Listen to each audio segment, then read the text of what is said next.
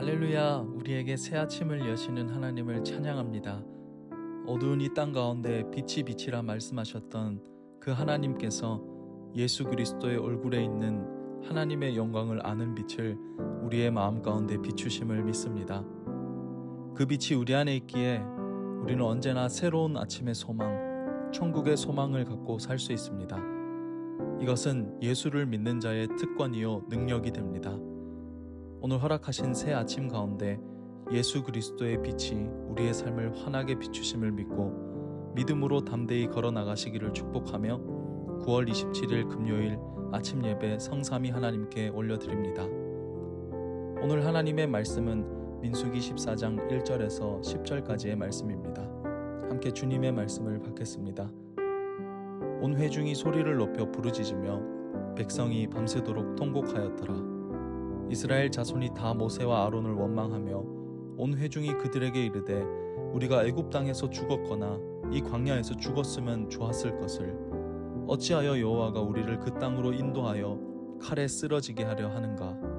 우리 처자가 사로잡히리니 애굽으로 돌아가는 것이 낫지 아니하랴. 이에 서로 말하되 우리가 한 지휘관을 세우고 애굽으로 돌아가자 하매 모세와 아론이 이스라엘 자손의 온 회중 앞에서 엎드린지라.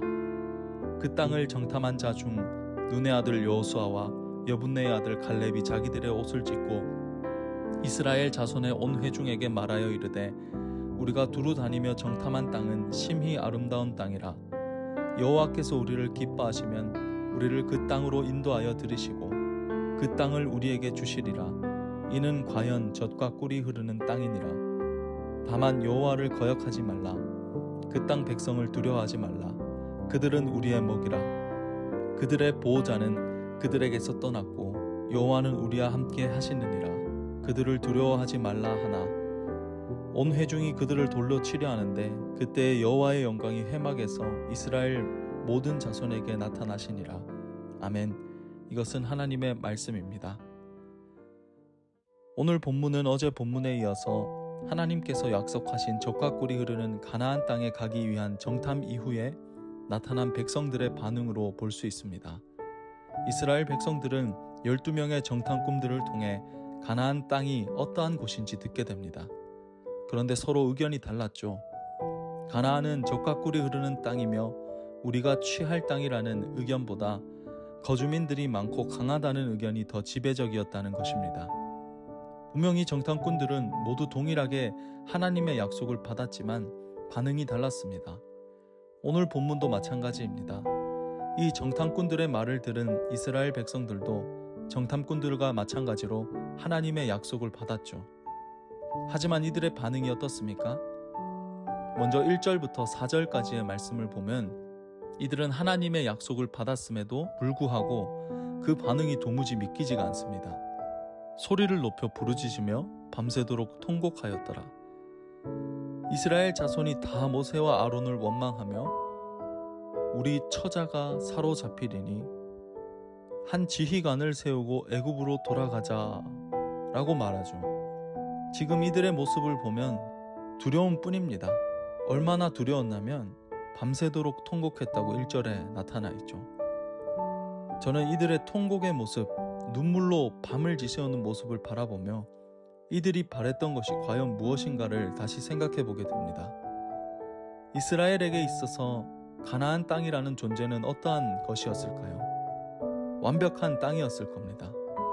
가나안은 의식주의 모든 것들이 해결되는 땅이며 안전과 미래에 대한 소망을 가질 수 있었던 땅이었을 겁니다. 하지만 이스라엘의 생각과 가나안 땅의 현실은 달랐습니다. 그 땅에 거주민들이 있는 것이었습니다. 이들의 거대한 체구 앞에 이스라엘이 품었던 가나안에 대한 소망은 처참히 사라지게 되었습니다. 그리고 이들은 곧바로 두려워했습니다. 큰 소리로 울었습니다. 본문의 시점을 보면 정탐꾼들의 보고를 듣게 된 그날 밤부터 이들은 밤새도록 소리를 지르며 통곡했던 것입니다. 사랑하는 여러분, 혹시 여러분들도 이러한 이스라엘 백성들이 느꼈던 절망감을 그리고 두려움을 겪으신 적이 있으신지요? 내가 바랬던 하나님께 대한 기대와 소망들이 처참히 사라졌다고 느끼신 적이 있으신지요? 우리의 신앙생활 가운데 때로는 하나님이 보이지 않을 때가 있습니다. 이스라엘 백성들처럼 밤새 눈물로 쥐세우고 통곡할 수밖에 없는 상황을 마주하기도 합니다. 하지만 중요한 것은 원망과 통곡은 문제 해결을 가져다 주지 않는다는 것이죠. 우리의 심신을 안정하는 데 도움을 줄 수는 있겠으나 문제의 원인에 대한 해결을 가져다 주지는 않습니다. 아기가 배가 고파서 우는데 아무리 달래도 울음을 그치지 않는 것처럼 우리는 우리의 감정보다, 우리의 생각보다 우리의 믿음의 대상이자 근원인 하나님께 나아가는 것이 먼저가 되어야 하는 것입니다. 이스라엘의 문제는 무엇입니까? 이스라엘의 통곡과 눈물은 하나님을 향한 것이 아니었습니다. 그들의 통곡과 눈물은 불신앙의 모습이었으며 하나님을 향한 간절한 호소가 아니라 상황을 모면하기 위한 감정적 반응이었으며 지도자들에 대한 원망이었습니다. 사랑하는 여러분, 저는 저와 여러분들의 통곡과 눈물이 하나님을 향하기를 소망합니다. 나의 감정과 생각에 지배당한 통곡과 눈물은 절망의 늪으로 우리를 빠뜨립니다. 하지만 하나님을 향해 원망하거나 통곡한다면 이것은 우리가 하나님 앞에 드릴 탄원시가 될 것입니다. 문제 앞에서 하나님께 통곡하십시오. 그리고 하나님을 향해 우십시오. 그렇게 할 때 우리의 통곡과 눈물은 아름다운 찬송으로 하나님께 연락될 것이며 하나님의 응답으로 온전히 취해질 것입니다. 두 번째로 우리가 본문에서 볼 수 있는 중요한 부분은 여호수아와 갈렙의 반응입니다. 이스라엘 백성들의 이 불신앙의 반응에 대해 두려워하여 눈물로 통곡하였다면 여호수아와 갈렙은 어떻게 반응하고 있습니까? 옷을 찢음으로 반응합니다.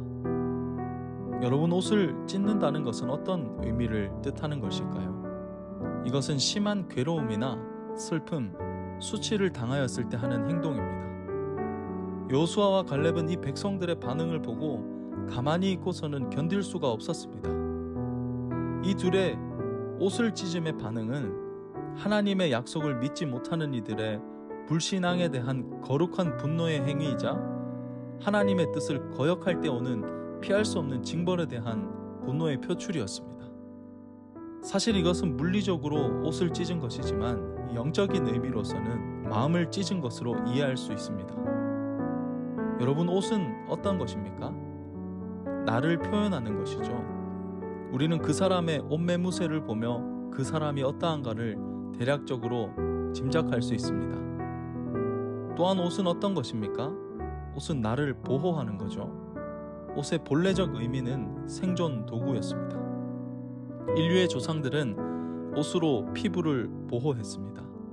그리고 옷으로 체온을 유지했으며 주변의 위협으로부터 옷의 색을 외부의 색과 비슷하게 함으로써 보호했죠. 또한 옷은 살아있음을 보여주는 것이었습니다. 죽은 사람에게는 옷이 없습니다. 왜냐하면 옷을 입혀도 육신이 썩기 때문에 옷을 입을 수가 없는 것이죠. 무엇이냐면 내가 입고 있는 옷을 찢는 것과 같이 받아들일 수 없는 상황 앞에서 내 생명을 바치는 행위라는 것이죠. 여호수아와 갈렙은 하나님 앞에서 두려워함으로 그리고 이스라엘 백성들 앞에서 거룩한 분노함으로 옷을 찢었습니다.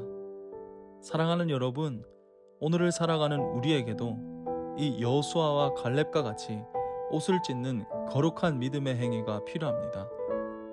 우리가 하나님의 약속과 축복을 받아 누리기 위해서는 결단이 필요합니다. 나의 일터에서 하나님의 뜻이 아닌 것을 마주했을 때 침묵한다면 믿음의 능력이 나타나지 않습니다. 이 관계 속에서 하나님의 약속에 대해 신뢰하지 못할 때 옷을 찢는 것과 같이 믿음으로 반응하는 것, 이 여호수아와 갈렙의 옷을 찢는 믿음이 오늘 우리에게도 필요합니다. 오늘 저와 여러분의 삶 가운데 나의 생명을 다한 옷의 찢음의 고백이 무엇인가요? 하나님 앞에 내가 수치스러워하며 거룩하게 분노해야 할 것은 무엇인가요? 오늘 이 믿음의 질문에 해답을 찾아가신 하루가 되기를 소망합니다. 오늘 말씀을 정리하고자 합니다. 오늘 우리가 맞서 싸워야 할 영적 전쟁은 바로 불신앙입니다. 이 불신앙은 언제 어디서나 우리에게 찾아올 수 있습니다. 두려움으로, 원망으로, 그리고 눈물과 신음함과 같이 찾아와 우리의 믿음의 길에 장애물로 찾아옵니다. 그러나 중요한 것은 우리의 두려움의 근원과 실체는 사망과 허무라는 사실입니다. 그렇기에 두려움을 묵상하지 마십시오. 나의 옷을 찢는 것과 같이 받아들일 수 없는 상황 앞에서 내 생명을 바치는 마음을 찢는 거룩한 분노함으로 나아가십시오. 그리할 때 우리는 하나님의 살아계신 그 하나님만 주목할 것이며 하나님의 영광 가운데 거할 것입니다. 오늘 이 하루 가운데 두려움의 근원 앞에서 생명을 다한 마음을 찢는 기도를 통해 두려움을 뚫고 하나님의 영광을 맞이하는 저와 여러분이 되시기를 예수님의 이름으로 축원합니다. 기도하겠습니다. 하나님, 우리의 인생 가운데 두려워할 것이 참 많습니다. 때로는 무엇에 두려워하는지 혼란스러울 때도 있습니다. 하지만 하나님, 우리가 두려워할 것은 오직 한 분 하나님이심을 믿습니다. 사망의 음침한 골짜기를 다닐지라도 해를 두려워하지 아니할 것은 주께서 나와 함께 하심이라. 이 시편 기자의 고백이 우리의 고백이 되게 하여 주시옵소서. 우리의 두려움 앞에서 하나님을 선포하고 두려움의 악을 대적하고 거룩한 분노함으로 선포하고 승리하는 우리가 되게 하여 주시옵소서. 감사드리며 예수님의 이름으로 기도합니다. 아멘.